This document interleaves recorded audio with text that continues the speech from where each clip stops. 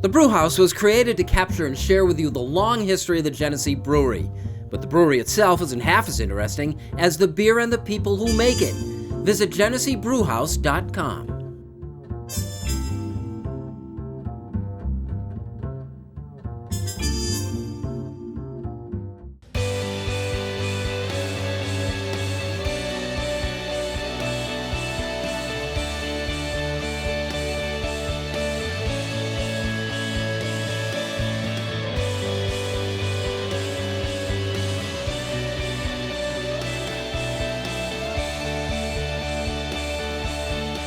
Hi, everyone. Thanks for joining us. This is the Rochester Press Box from the mighty Genesee Brewhouse. Nice to have Tariq Spence back with us from WDKX. Happy to be here. Got a little basketball. Can't wait. I Mike got a lot to Catalana, say. co-hosting here. Pat Duffy, we're in. Oh, we got the Gamer, Rochester Red Wings jersey in honor of 96.5 WCMF 50th anniversary night at the ballpark in a week, July 12th. And by the way, just a little heads up, rumor is Duffy Dog happening.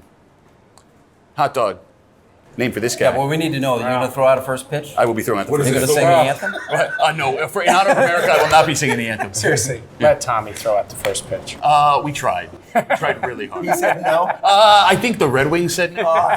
Tariq, we didn't get an answer from Kawhi Leonard, which is what we really want, but man, was that something when free agency, the first All right, blast. leave him alone. As He's a Knicks fan, I've gone through the last couple of days thinking about this, and my anger has subsided to the point now where I'm not upset necessarily that no one came to New York. I just need to know why, and I have a feeling it's James Dolan.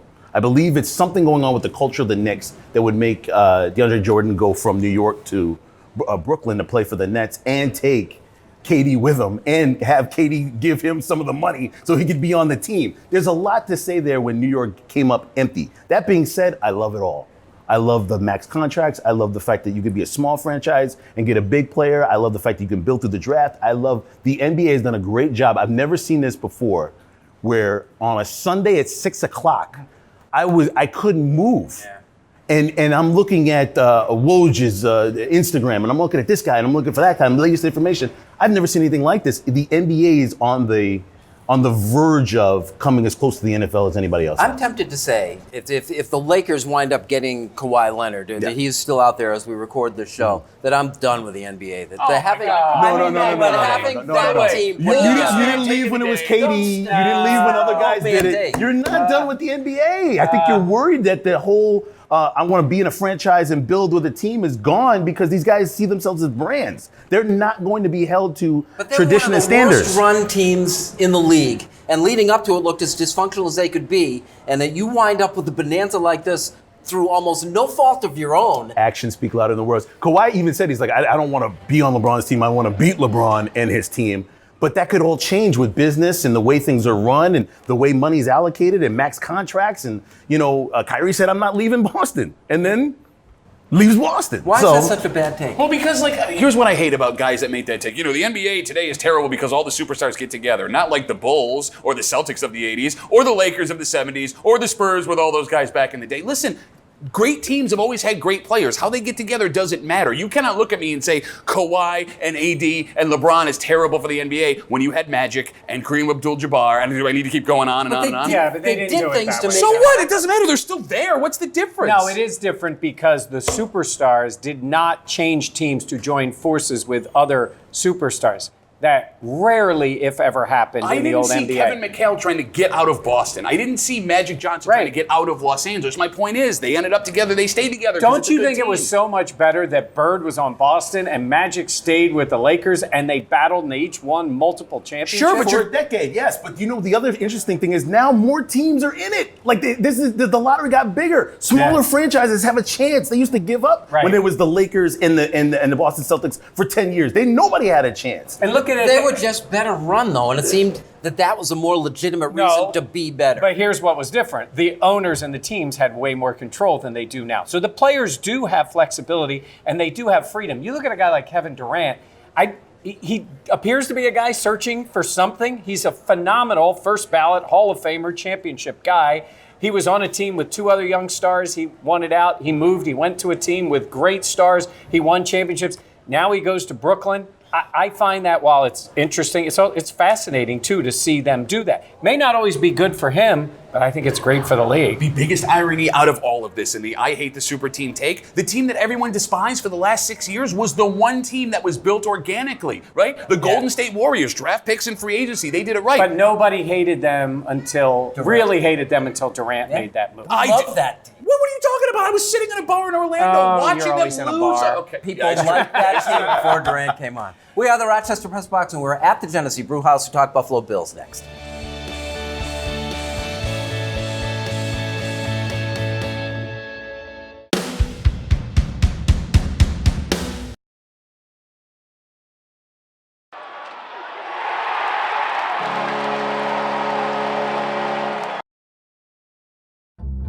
The Press Box is brought to you in part by Bay & Goodman Pizza, a local Rochester favorite. Corner of North Winton and Browncroft, Bay & Goodman Pizza.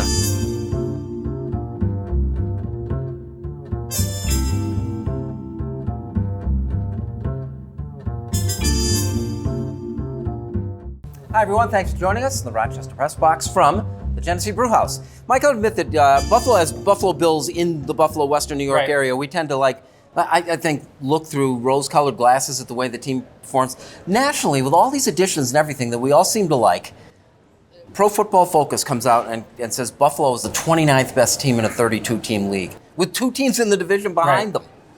Is that right? Which is the more accurate view? I don't care what Pro Football Focus thinks. I mean, I really don't. And I'm not saying the Bills are so much better than 29th, but nationally, I'll use the example I always use when it comes to the Bills. I think about my brothers in New Jersey who are Eagles fans. They pay attention to the Bills because I cover the team, but they wouldn't look at the Bills as making some great strides. They'll go, oh, you got that kid you drafted 2 years ago. I was like, it's Josh Allen. They went from atrocious to mediocre with a chance to be better at wide receiver and at offensive line. 29th? I go, okay, make them 25th. I probably feel a little. And a quarterback I feel you can count on. Oh, I can't count on Josh Allen yet. I hope they can. I hope by the end of the year, Josh Allen is the guy you go, oh, yeah, we can count on him. He's pretty good. Right now, he's a guy with ability who showed flashes. So I can see, and that's why I see what the win total went up to what? It went up from 6 to 6.5 or whatever it is. That's about right for the Bills right now. Should I care about this? I mean, you can. It is frustrating, but here's the thing. If you hate it, argue against it. So if your argument is they have a quarterback you can rely on and what might be a pretty good defense, that still might make you... They've reinforced wide receivers and they've changed and brought in strength in numbers. They're better. You have to say they're better. Again, that's what I said. They're better because they were awful the year before at those positions. And listen, here's the thing. You caught magic in a bottle a couple of times with Josh Allen. I really hope he's what we think he is. But can you rely on a guy breaking off 30-yard runs and chucking the ball while he's getting sacked to Robert Foster for a touchdown pass against the Jaguars? You guys keep saying the word hope a lot, and that's what makes you 25th. That's what the concern is. That's why it's a big issue, the fact that you keep saying hope this running back works, hope this quarterback works, hope this receiver comes. There's no guarantees in the NFL, even though you have injuries, and there's a chance that you could move up literally by a big acquisition. You're still on hope. We've made the example of the Chicago Bears last couple of years of saying, look at what they did. They took Trubisky early. He showed some flashes. And then that team. Now, that team took a nice jump last year, made the playoffs, and they look like they have a future. The Bills could do that this year, right? They made some adjustments. They made some things. Now you look at, how do you look at the Chicago Bears now? As a good team that has a chance. So they've moved up a notch from what they were the year before. And Trubisky in his second year. Now it would be his third year. But they did a whole bunch of turnover wide receiver-wise in Chicago, too. And there was better talent. Listen, I'll put it this way. If the Bills are contending for a playoff spot this year, it wouldn't shock me. If the Bills finished as the third worst team in the league, it wouldn't shock me. We're in this in-between period of, I don't know how to break this down. Okay, Kroom is your starting tight end right now. You drafted 2 tight ends and signed a free agent tight end out of Cincinnati who isn't going to play until opening day, right? You have a converted wide receiver from Tennessee that nobody else wanted as your starting wide receiver. He could be something. He could not. That's it. That's the theme of the offseason. This could be a thing maybe, possibly, but possibly not. If they hit bottom in the third year of this organization's, the new management, they're just doomed. They might be. There'll probably be a couple different changes going in, but once again, could hope. That's what this segment is built on right now. Could and hope on a season. Now, could the Bills have a good season? Of course they could have a great season. But it's the Who wants to come play here? It's the same segment. I said this last time I was here. The same question. Who wants to come and be and build something here? You need relationships, you need networks, and you need guys that want to be here. I think they've started to do that. I think they have guys in this organization that like it here. You look at Poyer and Hyde came in different ways. They're helping, when I say recruit guys come into Buffalo now. The facilities are so much better. They have some stability. All those things happen. I don't see them falling apart, but it's that jump from being, hey, they have potential to actually being good is a pretty big jump. And that would be great, but I can see why there's doubts. We are the Rochester Press Box, presented by the Genesee Brew House. We are at the Brew House. Like it or not, is next.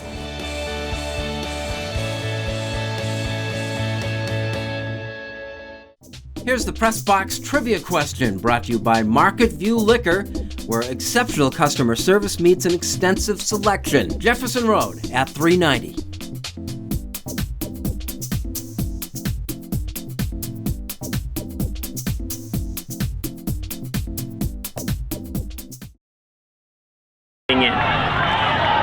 Today is all about belief. Right? It's not enough for me to believe it. It's not enough for Coach Hill or Coach Barstrom to believe it.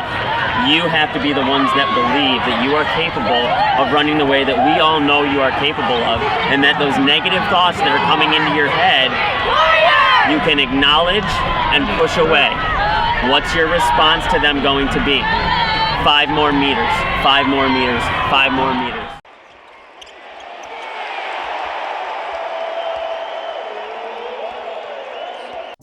Here's the Press Box trivia answer, brought to you by Market View Liquor, where exceptional customer service meets an extensive selection. Jefferson Road at 390.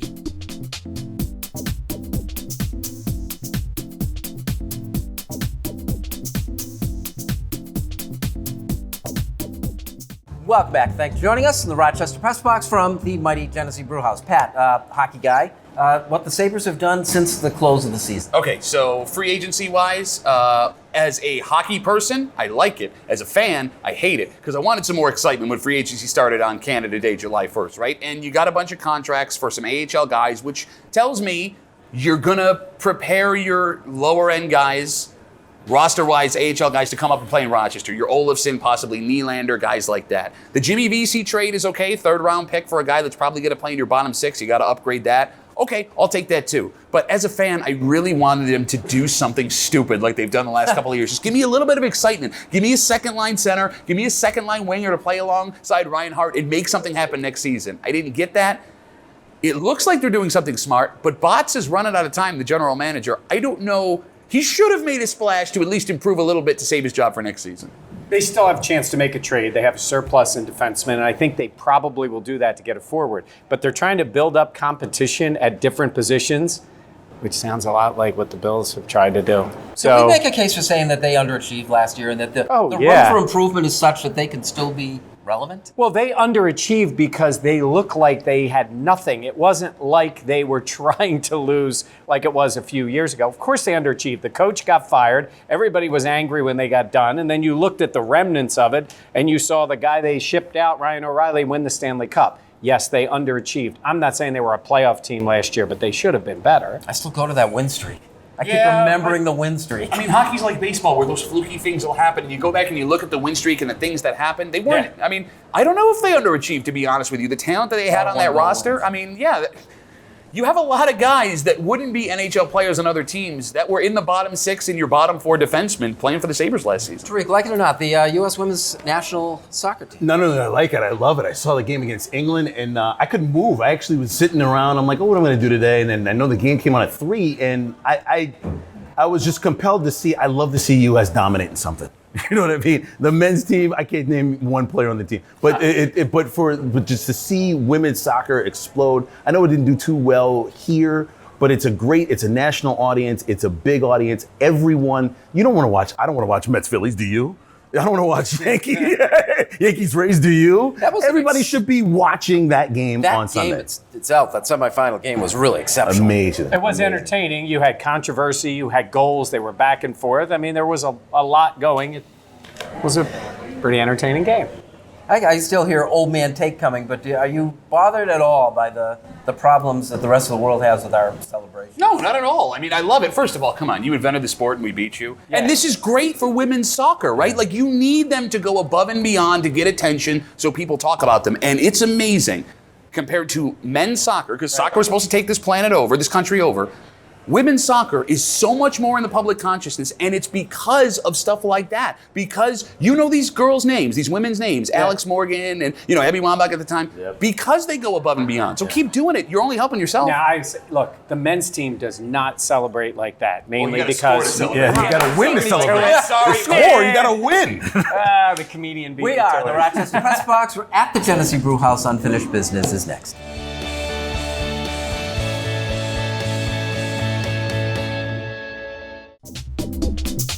And now here's this week's MVP Experience Stat of the Week, brought to you by Sport Clips, where it's good to be a guy.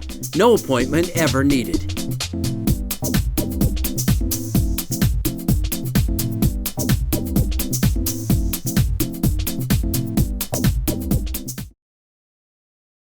Came down to Eichel. He floated one. Unwrap a sweet escape at Dunkin' with Hershey's Cookies and Cream and Heath flavors in your favorite espresso drinks. And make it even more delicious with a $2 medium latte or cappuccino between 2 and 6 p.m. America runs on Dunkin'. Welcome back. Thanks for joining us. This is the Rochester Press Box from the Genesee Brewhouse. Unfinished Business brought to you by Dunkin'. America runs on Dunkin'.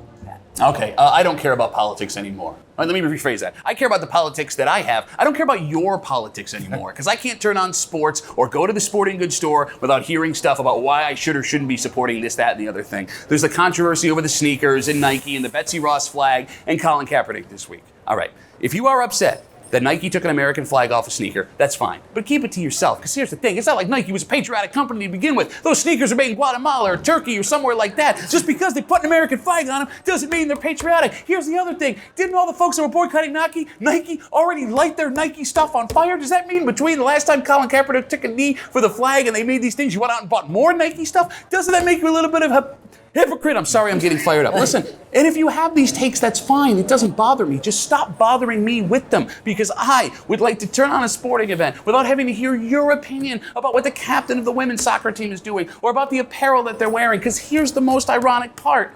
In 6 months, you're going to go to a Bills game and you're going to buy a jersey and it's got a swoosh on it and you're not going to care because you care about that player more than the logo. If you're going to believe in these things, be ready to back it up. And the fact of the matter is, you don't have the stones to back it up. And if you do, God bless you. Keep it to yourself.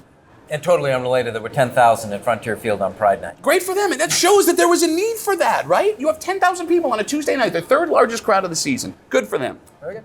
I don't know how to follow that up other than to say the All-Star. No one ever does. The All-Star game is on the way, and there's all this controversy of how many Mets got in, how many Yankees got in. I have a great idea. Two of them. Number one, no team should be off on 4th of July. The Mets are off, so I can't watch them play, even though their fireworks would be from their bullpen. And number two, I would put the All-Star game on 4th of July, knowing you'll get the biggest crowd ever. Everybody will enjoy it. And the third idea, why not have the Mets bullpen pitch the home run derby? I mean, you really want to see some balls go out of the park? It would be entertaining. I know they're not going to do that with the bullpen with the Mets, but I do think they should play the All-Star game on the 4th of July. It's supposed to be America's sport. Make sure you have the biggest stars for the biggest fireworks. And if you're going to give teams off, I have no problem with giving them days off, but not on the 4th of July. Everybody's got to play. That is such a great idea. Yeah. Plus, you got some competition in stand-up, I think. All right, the Bills made a decision this year about training camp, and look, it's reduced. And part of it is due to the fact that they're going to Carolina, but part of it is this is the way it's going to be, right? And what we have right now are 8 open sessions when the Bills come to camp. And I'm not going to say, oh, be thankful for what you have, but I'll kind of say, be thankful for what you have. Because my team, the Philadelphia Eagles, really, I think, did something kind of embarrassing. They used to have open training camp, then they'd have it at their facility, and they'd have as many as 8 open sessions at their football stadium.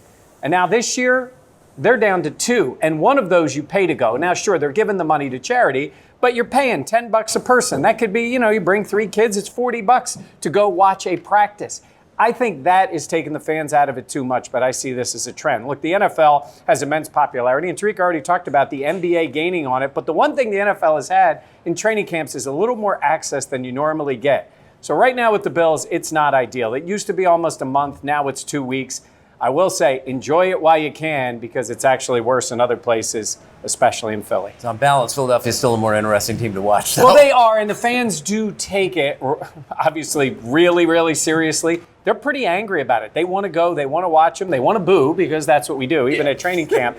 But at the same time, it's down to almost nothing. And unfortunately, I think that's going to be a trend around the league, You too. boo training camp? At times, it depends on who the guy I think is. they boo everybody because when he shows up back in town, they boo him. Yeah, they boo everybody, not even me, guys. They're saying Mike. Yeah.